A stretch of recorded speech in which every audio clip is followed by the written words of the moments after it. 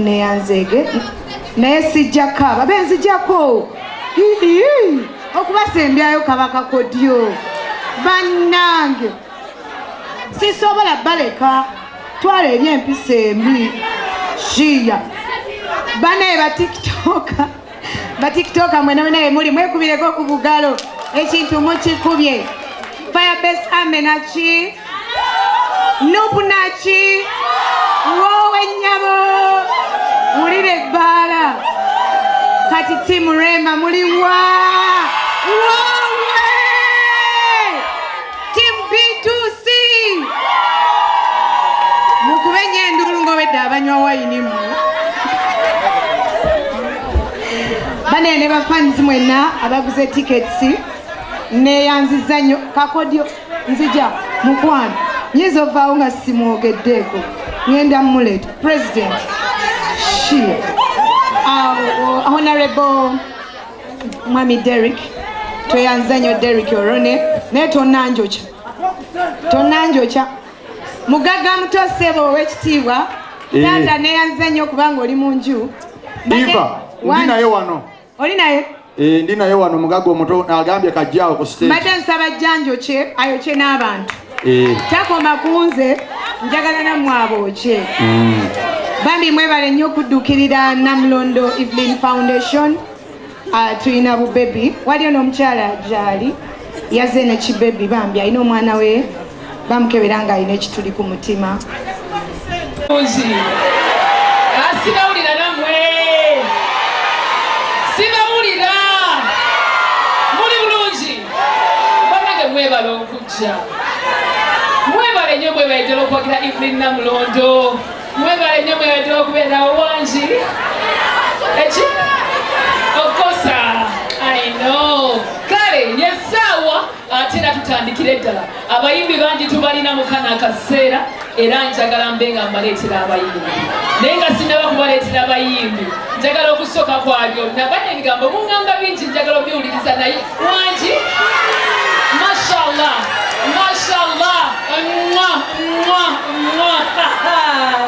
ngenda kawo ng'anonjise bingi njagala okubeebaza mwena mu ngeri ey'enjawulo mwebale nnyo mwebale ddala okuwagira Evelyn Namulondo. Thank you so much for the love and support. Buli muntu yenna ataddemu tiketi abakyala nga mwegulidde tiketi muliwa nga mwegulidde temulimba amaanyi g'abakyala galiwa aga Namulondo galiwa weewaawo mwebale nnyo mwebale ddala n'abali waggulu ebadde tubabuuzaako mwebale nnyo mwebale ddala okujja ennyulu ebadde ya wansi kati kampire ku ya waggulu gye muli abawaggulu wangi okay bonna basomye kale sagala kulwawo essaawa eno njagala tembe nga mbayitira omuyimbi agenda okuddako wangi webali obadde oteesambu ki bale mugenda kummeza amarara anyways njagala essaawa eno mbe nga mbaleetera omuyimbi addako omuyimbi ono bannange gwe mutunulako olowooza alyo mbali basatu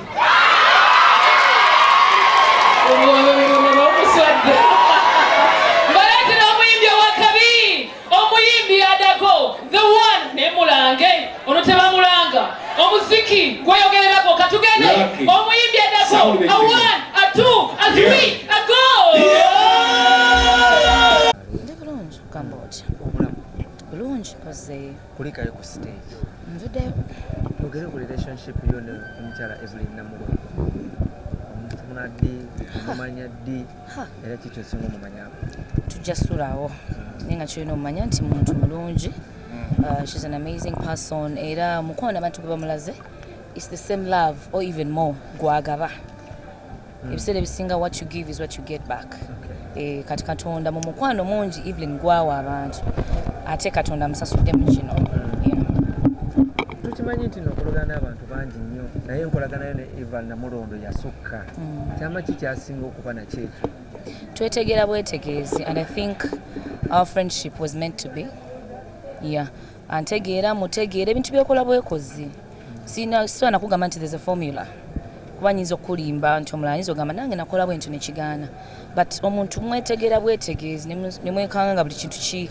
flowing smoothly tubadde tusuubira nti mwenna mugenda kuggwayo olunaku lwolwaleero naye tukulabako hafu ffenna yaani famire yonna egenda kuggwayo kutegeeza mwami Ssebunya n'aliya ne ama mwenna abato balika mwami Ssebunya tali mu ggwanga naye inshallah ajja kudda wakomyewo wekka saagenze naye nali ntuuka ate n'agenda twogere ku industry mama Maro osirise nnyo abantu beebuuza obufumbo music wamufiirako ddala katoli comfortable wooli oba nti music wakola contract naye ojja tuwangayo kamukamu buli mwaka.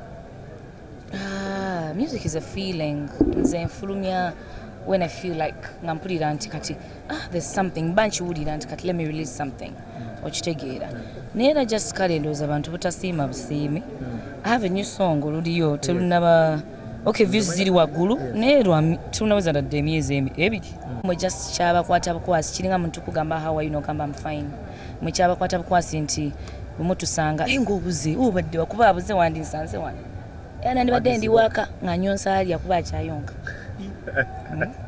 nandibadde ndi waka naye naye nga kyemba sabat is to be patient with me because simanyi nnyo bya paku naye nga ate they've been there like abawagizi bange bantegeera anjagala takomplaininga kyenjagala okakase nti bo they're well bali comfortable with engeri gyenkola ebintu byange kuba munnange empaku kakiki ennyo anti abo bwe bagambira nti oba mama Maro kasita yafuna obufumbo n'aterera entende oba oliawo n'abaana bamusumbuwamu kati takyalina nabudde bugenda mu studio. Surprisingly that has been my pace kuva dda pesi yange ey'okufulumya si eya pakupaku nakwa kati mina ekyokwekwasa musimanya biki naye ng'ebyo byonna omukwano gwakusinga amaanyi gwo baaba guntwala omukwano guntwala nguulya but I'm grateful because that's what we live for. We live for love, to love and to be loved.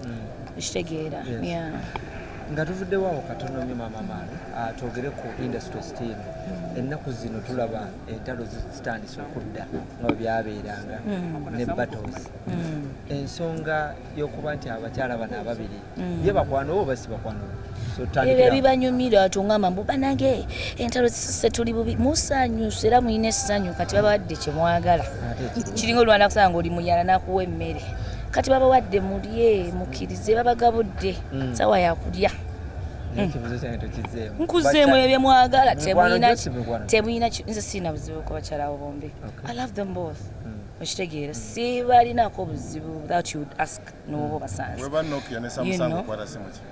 sibalinaako obuzibu owulira naye nga we ŋŋambye nti ebyo mwagala munyumirwa kati munyumirwa mwena muli muti omanyi nga wona feeding akabane kakola kalinze kabake buli kimu kye mulinze but it's okay sometimes it's fun it's entertaining okitegeera nze nyinza okubba wennyo mbeeraawo ndi ku byange oli wakuleetamu akakantu it's entertaining I love it.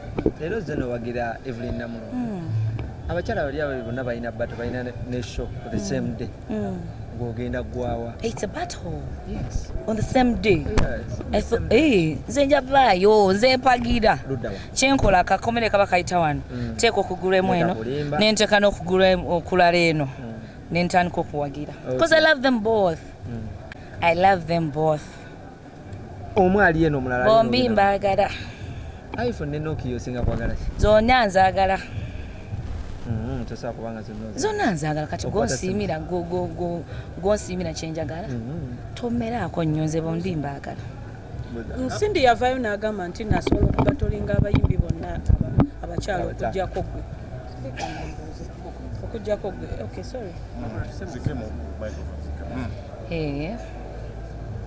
humbled if that's what she feels. I'm humbled because abakyala tebatera kukkiririza mbalala no appreciating abalala but if that's the case I'm really humbled. Tetujja kibuusa maaso lwaki tojoyininga federation ate nga naawe oli muyimbi zino bitegeera nnyo ebyo siina nnyo kyamaanyi bayira kyensobola kuddamu ku nsonga ezo boge mazima honestly federation tekuyitanga Rema yampita ate yampita Nendoza nkaddiye sina kyenzijjukira wonna. Abalala bagamba obiteekamu busungu nti olw'okuba taata ama yagikulira. Olidde oli taata amaalo kati nze nsobola okumuteekako obusungu bwaki nga tulina omwana. Kati ama wawulira nti nyina obusungu ku taata wawulira ate okitegeera omwana kyagenda wala ava ku binowe mutuka kibiki testing 1 2 nekigwa but we have a kid. So we are holding a respect for another. Okay. So there's no tewali nyombo simanya bichino. All is well. Osubira joininga in time. I wouldn't say anything for now. Na yendo za tunalaba inshallah. Abayimbi abo federation barwanira corporate. Chogamba corporate ngomo yimbi. No. The main goal, that's the main goal. Copyright is the main goal. Okitegeera. Kachiringa abamu abantu ambasolwana olutalo eri ababeera wano wansi kuki bagita batya ku front eno eri ababeera awo wakati kati nze ndi waka nkasuka saala na bisiibo mbasiibira nga mbasabira ekya copyright kiyite muze olutalo lwange ndulwanira waka kubanga ekya copyright nsibira copyright taata tugyetaaga era nze nkasuka saala na bisiibo temundaba ku front naye saala n'ebisiibo mbaweereza bannange mutambuze ekintu kiyitemu naffe tufune ku ssente nawe ofune ku ssente. Mama, wali mu kivulu kya Misa Kisemakula aliwo ka video akasakulatinga social media akabakyala ababiri Lydia Jasmine ne munne Carona Ntongo wena buzibu ki n'abakyala abo? Karate abampudde mu nsi honestly nze siri nnyo muntu wange wakalabako ka video ako saakalabye nambadde nkugamba tewakalaba nga bagamba oyo talina I wouldn't really start. I don't like fights between women. It's even disrespectful. So I wouldn't go there. Tewakalabako ka video. Saakalaba. Ndoza Namulondo kyakandaga atera okundaga ebintu ntunaga munnake. Kano kalabye ne muna sina kinalaba. Okay. Kulikayo e Dubai. Nafuteo. Ebigambo era byatambudde nti ogezze. Mu party ezimu zigezze. Ezimu zisingako wezaali. Laavu kyenkola mwana wa mama. Bakiri kutuukako oli ngamba gotolaba ogezze mu bitundu ebimu. Mama katono nnyo akasembayo era awo wennyini abo wavudde n'okola statement egamba ebiseera bya season 6 bwembatayo yali ekyaliko baba yaliko ate owakana ki Nenga chesu si nsonga nkulu by the way. You know me when I'm performing I interact a lot ne fans bange. Mbanja gani kibeeranga abanyumyamu. Okitegeera. Mbanze ku stage tusekemu tunyumyamu ize si bya lutalo. Okitegeera. Kwa sinze nti nzina nyama zina sikola kiso. Kyensobola kunyumya nabo as I sing. Okitegeera. So that was one of the things I told them because okay kyali kituufu ngemu kiwakana but I was just trying to interact with them. Nakasemba yakala. Yeah. Mama Amaro obuyimba bw'oyimba ennaku zino sitikinze nnyo mu mukwano wana musajjawo obuyimba obuweereza musajjawo naye bafaani bo oba waakodde obuyimba kuba munnekitegeeze olabika munnaye bafaani bo oyinza oba wabasuulawo mu ngeri emubeera mane omukwano gukolera buli omu sigwa mamisebunya eka bwe ntaakayimba oli akambala kyobala buli akusanga mu kkubo n'akugamba wabula kano wakanyimbidde kano kange it's because love egatta buli omu. Yes, bwe mba nkiyimba of course woba mu love era feeling omuntu wo n'owulira nga bannange okitegeera ng'okamuweereza but it's upon you to really forward that song to omuntu gy'oyagala yenna because love applies to everybody. This is not just for me naye buli omu mba muyimbidde just okambala mwambazi n'ogamba nti n'owulira nga gwe atayimbira omwagalwawo.